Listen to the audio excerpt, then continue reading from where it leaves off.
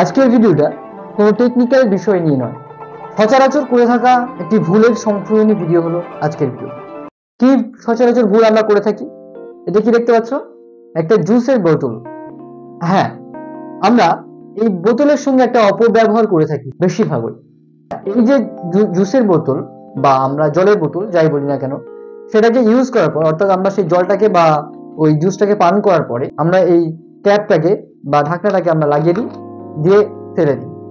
অথবা আমরা ক্যাপটাকে একটা জায়গায় ফেলি, এটাকে একটা জায়গায় ফেলে দিই। আজকের থেকে আমরা এটা করব না, এটা একটা ভুল। কি করব? এই ছিপিটাকে জাস্ট আমরা হাতের সাহায্যে জাস্ট দুমড়ে নেব। দেখো আমি ছিপিটাকে দুমড়ে নিলাম।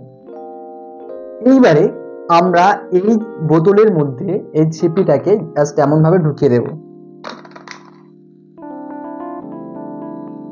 এটা করলে কি হবে? এটা করলে এই বোতলটাকে আর কেউ রিইউজ করতে পারবে না।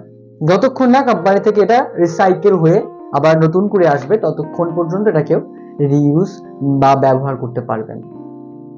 এবং যখনই আমরা এটা ইউজ করার পর আমরা ডাস্টবিন বা কোনো নির্দিষ্ট জায়গায় এটাকে ফেলবো।